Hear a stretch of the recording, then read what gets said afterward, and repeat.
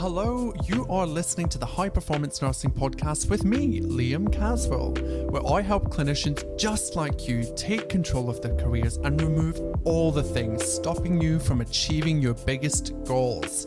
Let's dive in. Hello, High Performance Nurses. Welcome back to the podcast. I am so excited that you're here today. I am talking all the things about permission to apply. Now, many of you listen to this podcast, and whilst I love having you here, you've been sitting on the sidelines. You've been sitting on a fence.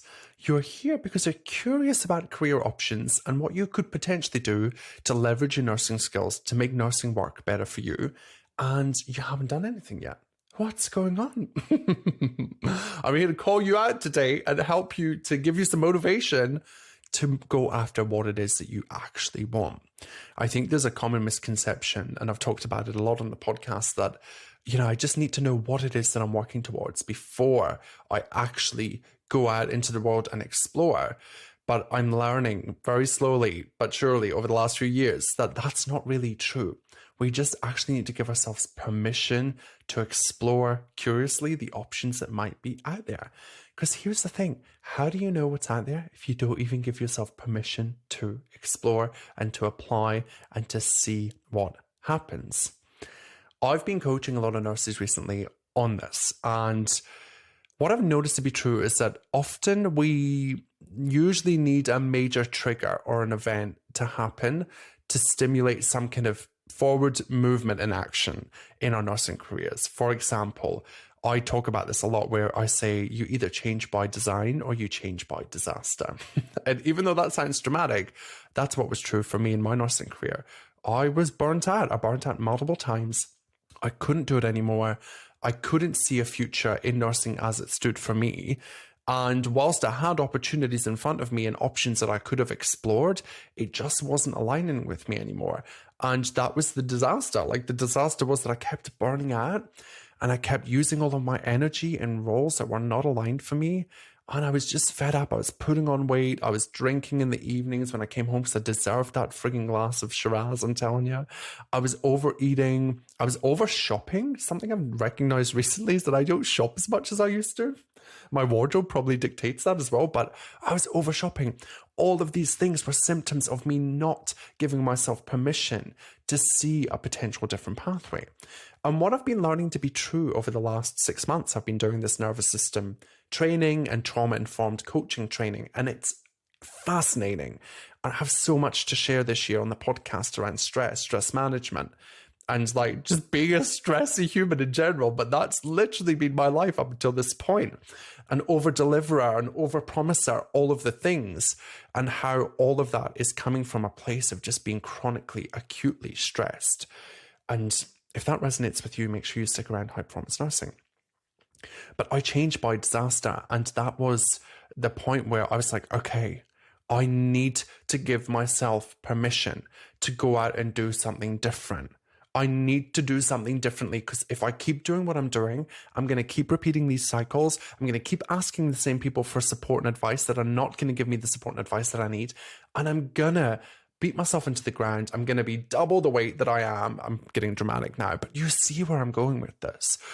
When we're stuck in this loop of waiting for the right time, waiting for the right person, waiting for the right moment, waiting until I've got this certification, that time never arrives. The time that you make the change is either by design. You just decide today, I'm making a change and I deserve to have a nursing career that works for me and not that I work for and give all my all to. Or we change by disaster. The universe has a way. Have you noticed this? The universe has a way of just shifting you in the direction that you need to go, even if it's ugly and it's horrible and it's unpleasant. The universe doesn't care. And I'm not getting woo-woo, but it's just been my reality. The universe just points me in a direction and it just happens, and I don't get the job and I get a redirection. But it's you're off track, Liam. And even though I'm super pissed, I'm so frustrated that I didn't get the thing that I thought that I wanted, I realized in reflection that I only wanted that thing because everybody else wanted me to have the thing. I didn't actually know what it was that I wanted. I didn't take the time to get to know how I could make nursing work for me. What do I need from my nursing career? And all of this is all well and good, but we can't do any of this when we're stressed out of our boxes. Okay. And you're like, I can hear you saying, well, Liam, I'm a nurse. Like, of course I'm stressed. And I hear you. And I'm not saying that a life free from stress is even a viable option as a nurse. I don't think we can get to that extreme unless we start like taking pills that in the future that remove all of our stress. Who knows what's going to happen? But I want to plant the seed and get you thinking about the reason why you're not giving yourself permission to apply is because you're stressed. And you're either stressed in a sense that you have a lot of energy and you're kind of hyper vigilant and you're stressed out. Okay. And I say this with love, kindness, and compassion because this has been me my whole life. I feel like I've been chronically stressed forever. And you're in that state of chronic stress, chronic overwhelm. Everything is just a lot. It's just too much. You find yourself saying things like, oh my God, like I just have no time. Where's the time gone this week? I have no time to do anything. You know, I'm never going to get that done. I just don't have enough support, right? These are kind of phrases that I used to go to that you might use as well, or variations of those when I was in the state of chronic stress. And then the flip side of that is you're stressed, but you're like passively stressed. You're at that point where you're like, you know what? I'm over this place. I'm so done with this. I've had enough. I'm just going to show up and do what I need to do. People think that that is like very passive and very like dismissive and, you know, oh, I'm just going to show up and do what I need to do and then leave. But it's always driven from this place of like resentment in my experience. At least that was my experience. I was like resentful. I just show up and do the work and leave and they're going to notice that I'm not over delivering. That still is probably driven and motivated and push forwards. And we act that way out of stress. It's just more of a passive stress. One of my teachers who's teaching me about stress, nervous system resilience, and trauma, who's coming on the podcast, actually, I'm very excited for this. She's incredible. And she's a speech pathologist that has retrained and she's been doing this work her whole career. She talks about 2 states of stress and basically how our nervous system works. And for many of you, you'll be able to recognize this. And the stressy, hypervigilant, overworker, you know, I'm going to do everything for anybody at the cost to me, always. Like it's always at a cost to my own well-being and mental and emotional health. That's what we call team hyper, right? Like we're team hyper. And stick with me because you'll get a visual in a minute and you'll be able to see this. And when we're in team hyper and we stay there for a long time, it's kind of like our patients that are tachycardic, right? They're tachycardic and they're running along, they're 110, 120, 121, 125, and they just keep going and keep building until there's an intervention. And that's us with our stress. I can't, like when I saw this, I was like, shit, that is me. I just keep compounding the layers of stress. I keep taking more on. I keep wondering why the heck my life is a hot mess express. And this was me clinically, and this has been me in nursepreneurship as well. And me, it's just as a human, right? And this idea or this visual just gave me a point of reference to be like, where am I today, right? So we've talked about team hyper. Now, I want you to think about team hypo, right? What happens when our patients are hypoglycemic or when they are bradycardic, right? It doesn't quite fit with the hypo, but you get where I'm going with this.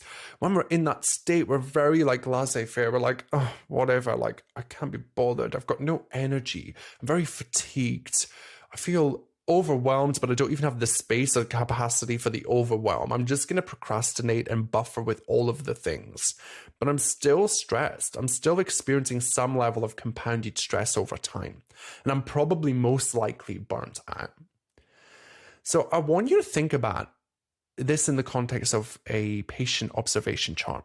And I want you to think about team hyper as the outside of the flags, top of the chart, escalating over time. And you're like, oh my goodness, if you could see your stress escalating on a chart over the period of your nursing years as a student, or even as a nurse right now, is it compounding? Is it compounding? Is there a break?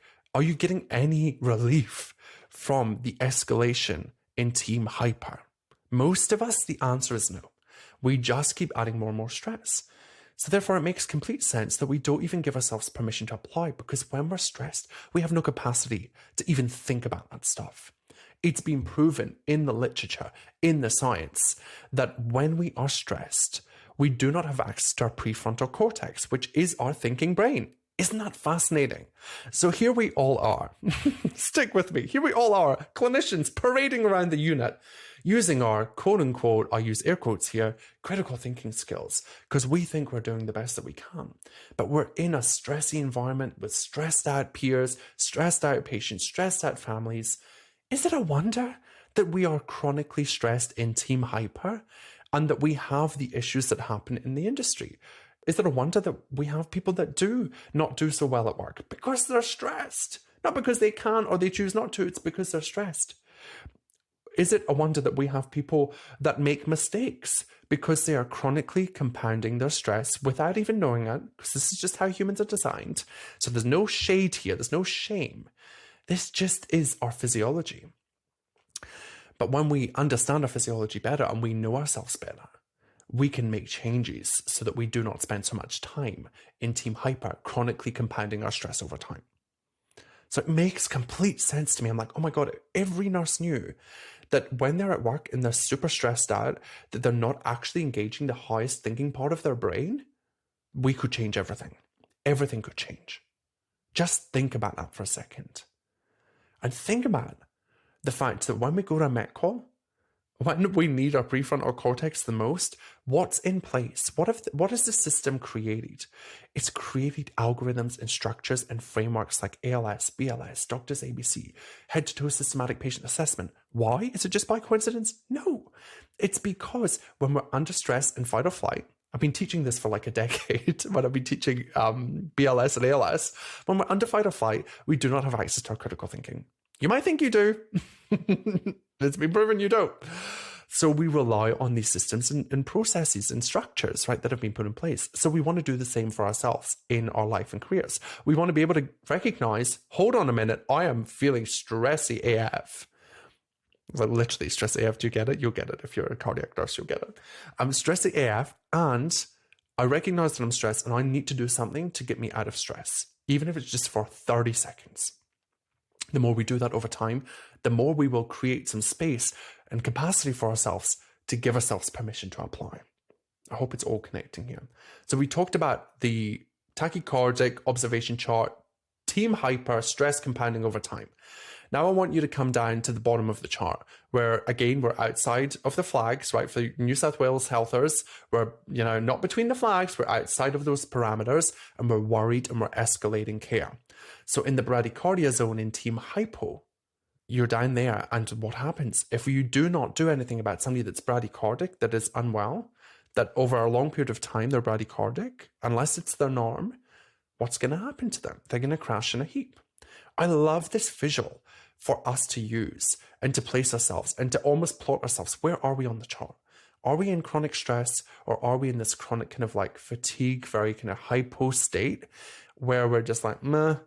And if we stay there over time and we keep adding layers to it without recognizing that we're in the zone of like, oh, this is just too much and we're burnt out and we're jaded, then we will continue to follow that pathway. And there's not a happy ending there, right? For any of us in both of these states. So what do? We try and get into the state of safety in the middle, the zone of safety for our patients, hemodynamically stable. Imagine writing down in your chart at the end of your day. What do people write? Like obstable, Imagine at the end of the day being able to reflect on your state, your nervous system state, your stress state. Because if we don't start paying attention to this stuff, we are going to suffer lots of consequences that come along with being stressed. Like, you're all nurses. I don't need to tell you what happens when we're stressed for prolonged periods of time. Most of you probably already have the symptoms, the backaches, the gut problems, the putting on extra weight, all of the things, the confusion, the brain fatigue, like the fogginess, the lethargy, the muscular tension. I have all of it. I'm sure you do too. That's why it's really important for us to recognize, where am I? Am I team stressed out or am I team kind of like laissez-faire, burnout, jaded? And typically we go through building our team stress. So stress. And then we drop down to bradycardia where we are like, man, I can't do this anymore. And then we slowly build it back up, okay? And we might peak and trough. And the goal always is for us to come back to hemodynamic stability. We operate best mentally, emotionally, physically, cognitively when we are in hemodynamic stability. And I hope this gives you an insight into, and we're going to talk more about how do you get there, right? Because like this is hard. It sounds easy. Oh, like you're tachycardic, like what do? We give you a pill and like suddenly you're back in homeostasis. Well, it can be really easy for us to get out of team stress into homeostasis, into safety, and we can regulate and we can do that very quickly, but we've got to rewire our brain and implement patterns whereby this becomes our new normal. So instead of being a stress head and going out and, being stressy because that's how we've been trained to be stressed about our patients and our work, we create new pathways where we go, hold on a second, I'm going to just stop this because I know how this ends up. I'm burnt out, and the 3 days off that I have off, it takes me a day to recover. And the reason is probably because we're a massive ball of stress. Not because we choose to be, not because anything's wrong with us, but because it's your physiology. That's how humans are designed. This, for me, just gave me so much permission to start actually being kind to myself and tuning in and really sensing, okay, how do I feel today? I actually feel really fatigued. Maybe I'm in team hypo today. Okay, what do I have planned today? Okay, well, maybe I'm not going to be 100% of those things. What do I need to do? And I just gave myself permission to just remove things from my calendar. Okay, I'm feeling right now that I'm in team hyper. Is this normal? Am I actually safe? Okay, great. And if I'm not safe, like, how can I get myself safe? This is so important, not only in giving us permission to apply, but I think that in the past, I'm even guilty of this. I've been saying to people, like, just change. Just like you can just change in a moment because you can just decide. But for most people, they don't even have the capacity to be able to decide that they want to change. Why? Because you're stressed.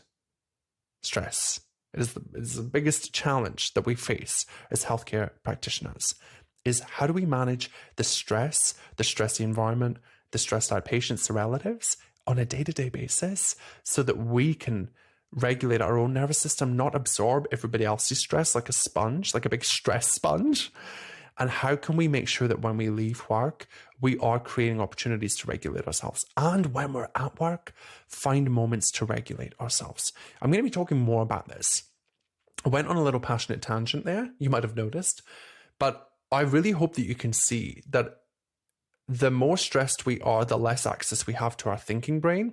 And when we don't have access to our thinking brain, that's why you want to take action, but you don't know how to take action yet. Because your brain is just teasing you with the idea and the possibility that you could do something different, but it's so stressed out, it doesn't have the capacity. It's like in survival mode, it's like, no, we can't take anything else on right now. A lot of you students that are listening, like, nursing students, grads, aspiring grads, you're in this state, right? And it's totally normal. Nothing's gone wrong. You're amazing. You're whole. You're complete. Nothing is broken. But you're probably stressed. You're on prac. You've got grads coming up. You've got assignments. You've got work commitments. You're trying to live a life. You're starting to realize that maybe nursing is going to take a lot of your time up and you're not going to be able to do the things in the first few years that you want to do because of shift work, all of the things. And you have your own life and your own lived experience up until this point in your life and career. So we're just constantly compounding stress until we actively choose to regulate. That moment comes usually by design. We just choose and we make it a priority and we do it and we practice and we build that habit and skill. And then we open ourselves up to giving ourselves permission to apply or to do something different. Or you have the dark night of the soul. So I wish it was as easy for me to say you get to decide. That's what came up to my brain. And I was like, no, I'm not going to say that because you do get to decide, but also you don't. Because if you stay in a stressed state, your brain and body is just going to keep you there. Okay, because stress is familiar for most of us. Stress is safety for most of us. But I want you to think about this. I'll leave you with this. When our patients are tachycardic and they're bradycardic, what do you want to do with them? Where do you want them to be? You don't want them spending time there because we all have been taught, the seagull sign, like if they stay in tachycardia for a long time, then, they're going to be in trouble. Their heart rate's going to be higher than their blood pressure. And that's a big no-no. And it's not sustainable. And they're going to fall off their perch is what I used to teach. And it's so funny. The same is true in our career. If we are compounding our stress every day and, all of a sudden we're more stressed than we are safe and regulated, which is pretty normal for most of us. That's where we are. We're most stressed and we are ever safe and regulated and calm in our life and our careers. Then over time, it's not sustainable. And then we get surprised that we burn out. Like, you know, I'm saying that with love and kindness. I was so surprised when I got burnt out. Like, what the hell? Of course I got burnt out. I was trying to do all of the things all of the time. So I hope there's something you can take from this and implement into your world. What I want you to do from this today is just one, normalize stress. It's normal and it's part of the human experience. The goal is never to not have stress or not to be stressed. It's impossible. So don't set yourself that challenge. The goal is for you to see where you sit. So are you in team hyper, right? Are you in team hypo? And you as a clinician can associate with that what you like, or are you in homeostasis? And when you recognize where you are, just accept that's where I am. I'm in team hyper today. Do I want to be here? Do I need to be here? Is it serving me to be here? Maybe it is. Maybe you're going for an interview and team hyper is perfect for like getting you prepped. But going into the interview itself, you don't want to be in team hyper. You want to be in homeostasis as much as possible. You want to be able to go and visit team hyper and come back to homeostasis if you need to. That is emotional regulation. That is nervous system regulation. That's what I'm going to be teaching you more of this year. So I will see you next week. Here's to a regulated nervous system, and here's to us normalizing stress and raising our awareness of where we are in the stress cycle, plotting our little stress points on a stress observation chart, which I might still create. I think it's a great idea as a visual so that we can start to reduce the amount of time we spend in these team hyper and team hypo states, and we spend more time in homeostasis, because when you're there, you have more capacity to think and to create a nursing career that you want, that's going to drive you forward. If you've loved this, I would love to hear your thoughts. If there's any confusing points, which I'm sure there are because I'm #stressed and human, please send me a message and I'd love to dive into it with you over at High Performance Nursing on Instagram. But until next week, stay calm as much as you can and stay aware of your stress cycles. I'll see you then. Hey, thanks so much for listening. I'm so privileged that you spent your time with us here today. Hey, can I ask a favor? If you know someone that would benefit from this podcast episode, please share it with them. The more you share, the more we get in front of amazing nurses and we're able to help them see that nursing on their terms across their career is totally possible for them. So I'd love if you could do that. Now, I will see you in the next episode next week. Until then, let's make this year the year that you nurse on your terms. Are you ready? Let's do it.